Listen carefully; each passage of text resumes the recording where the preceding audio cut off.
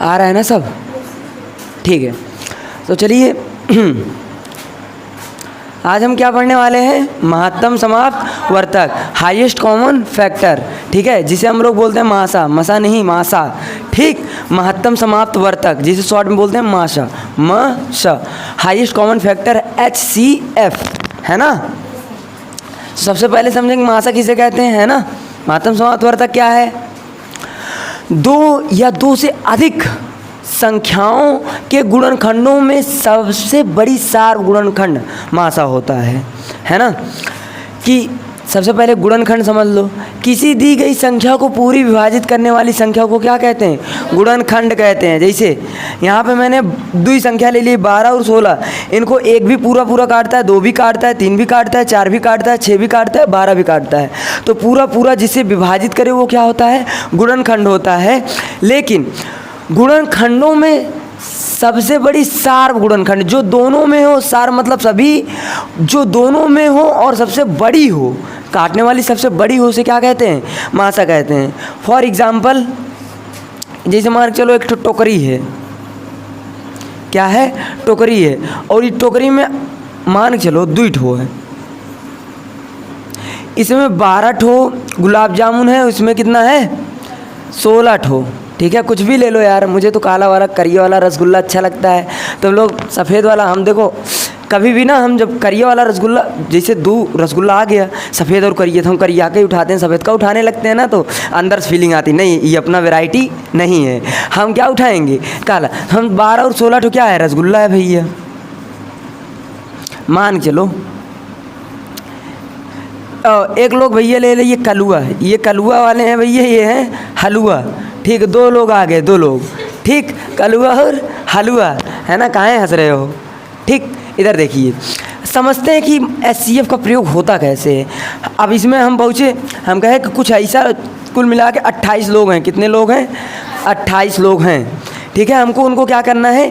एक ठो कतार में खड़ा करना है, और उनको जल्दी से जल्दी हमको क्या करना है? कलुआ और हलुआ को हम वो दिए, जल्दी से जल्दी ख़त्म कर दो, मतलब बांट के जल्दी से जल्दी टाइम में, तो कतार लगाओ जल्दी जल्दी।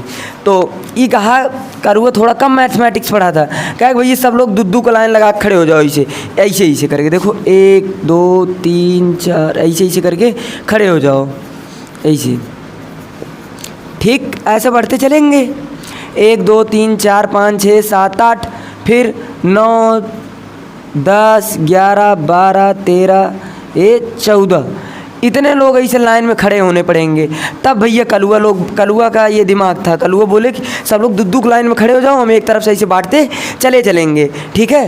तो इन्होंने इतना बड़ा लाइन लगवा लिया, इतना बड़ा लाइन लगवा लिया, और इसी लाइन को कम करने का, हलुआ थोड़ा मैथमेटिक्स पढ़ा था, हमसे पढ़ा था, ये कहा कि एक काम करो, 12 और 16 हैं, 12 और 16 सबसे पहले तुम निकाल लो HCF, क्या निकाल लो?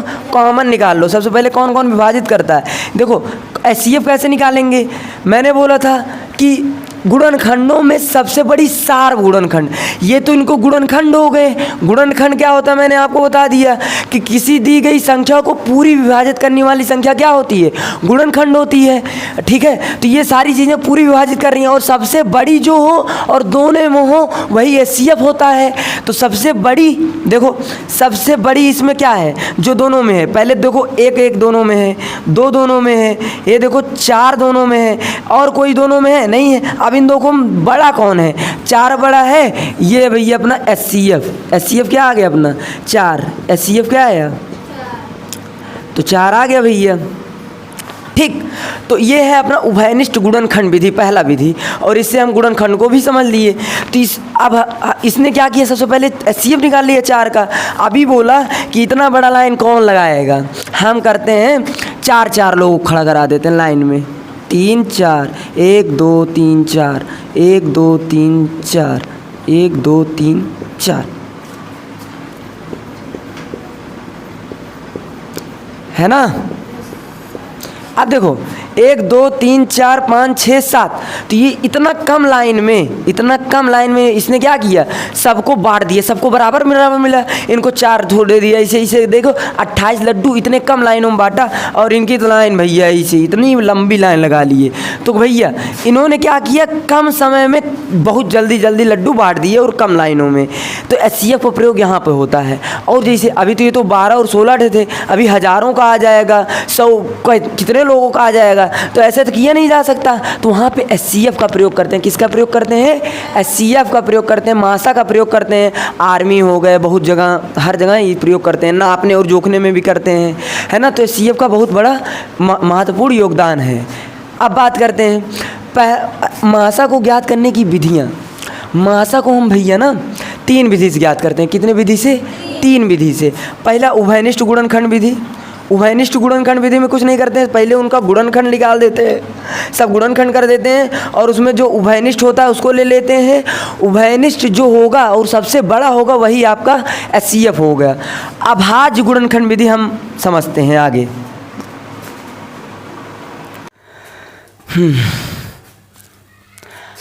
अब समझते हैं अभाज्य गुणनखंड विधि।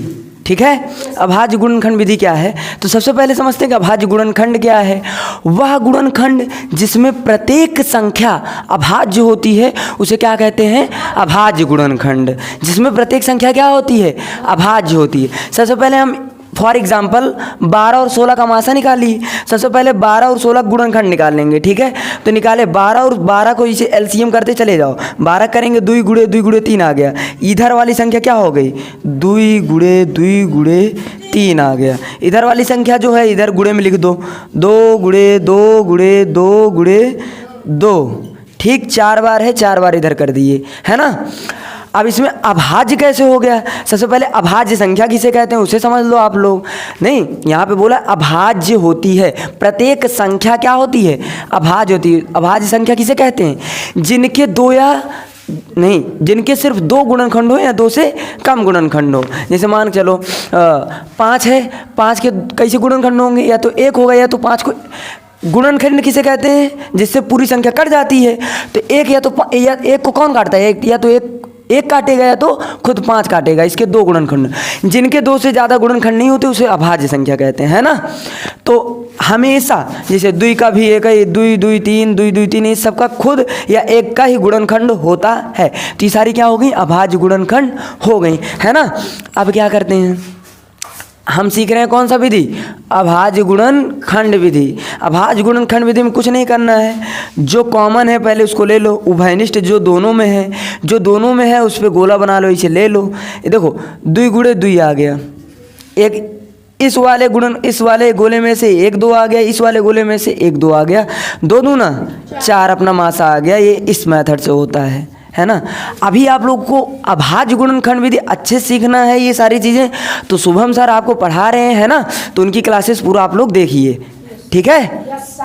अब आगे बढ़ते हैं, इसका और एक एग्जांपल और ले लेते हैं। इसमें आप लोग पहले गुणनखंड निकालना तो आप लोग सीख जाओगे, तो कैसे करना उसके बगल वाला लेके देखो, इसमें 2 कॉमन मिल रहा है, इसमें भी 2 कॉमन मिल रहा है, इसमें इधर देखो, ये देखो 2 कॉमन मिला। ठीक, अभी और कुछ कॉमन मिल रहा है, हाँ देखो ये देखो 3 कॉमन मिल रहा है ना। 2 इससे आ गया, इससे 2 आ गया, इससे भी 2 आ गया, और इस 3 से 2 आ गया। तो गुणा करा लो, 2 दूना 4 दूना 8 त्रिक कितना होता है 24। तो 24 इसका क्या आ गया, मासा आ गया, SCF आ गया, है ना। तो अभाज्य गुणनखंड विधि हम लोग पूरा पढ़ चुके हैं।